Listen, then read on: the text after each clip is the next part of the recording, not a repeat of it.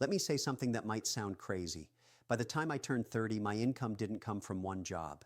It came from 7 different streams, and none of them came from following the advice I grew up hearing. If you're 25 to 40 working hard, doing everything right, and still feel broke, this video is for you, because the truth about money has been exposed, and most people never hear it until it's too late. I used to save every extra dollar, avoid debt like the plague, drive a boring car, trust that loyalty would pay off, and I was stuck.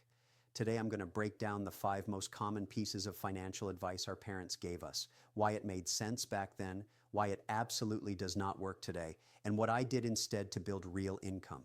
Watch this all the way through because one of these shifts alone can change your entire financial future. Let's start with the biggest lie of all: save money in a savings account. Our parents weren't dumb. In their time, savings accounts paid 5, 6, even 8%. Inflation was lower. Housing was cheap. Parking money in cash actually worked. Here's the problem today. Inflation quietly steals from you. Let's do real math. If you save $10,000 in a typical savings account earning 1% and inflation is at 4%, you are losing about 3% every single year. That's $300 gone. Guaranteed. No crash required. Stretch that over 10 years and your safe money loses thousands in purchasing power. That's why saving alone never made anyone wealthy in this decade. What worked instead for me was using cash as a tool, not a destination. Emergency fund, yes. Everything else, I put to work in assets that grow faster than inflation. That's income stream number 1, money that makes money. Now here's the next one that kept me broke for years. Avoid all debt. This advice came from a good place. Debt used to mean credit cards, crazy interest rates, and financial ruin, and bad debt still does. But here's the truth nobody explains. There is bad debt and there is powerful debt. Bad debt takes money out of your pocket. Good debt puts money into it. If I borrow at 5% to buy something that pays me 10%, the math is obvious. I'm up 5% every year.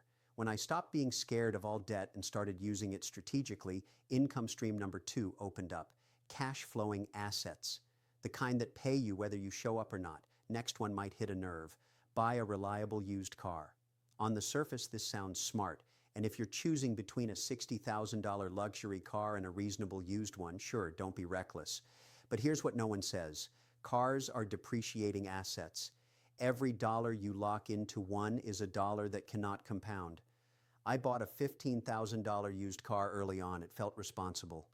But that same $15,000 invested at an average of 8% becomes over $32,000 in 10 years. That's the real cost. The mistake isn't buying used. The mistake is over-allocating money to things that go down in value.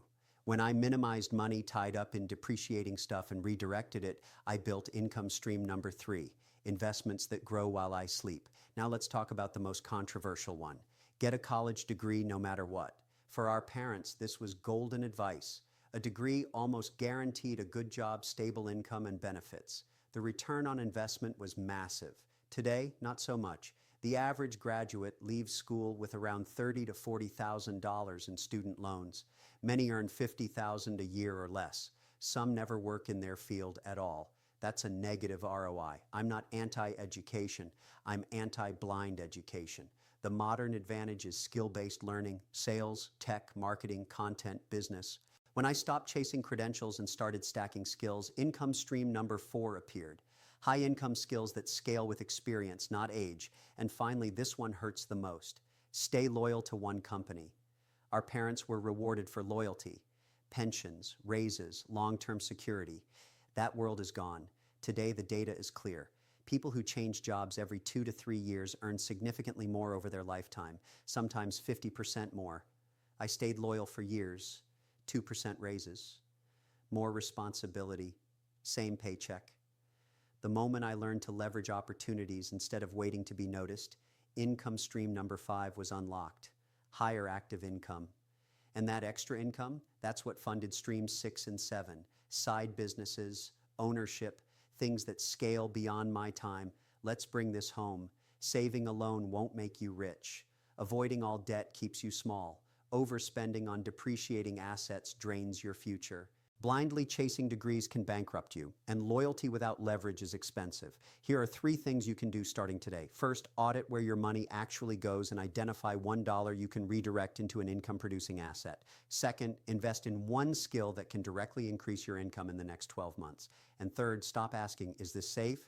And start asking, does this compound? Now I want to hear from you. Which piece of advice did you grow up believing that you're starting to question now? Hit subscribe if you want the truth about money without the fluff, because in the next video, I'm breaking down the exact 7 income streams that quietly paid me more than my salary ever did. And trust me, most people never see this coming.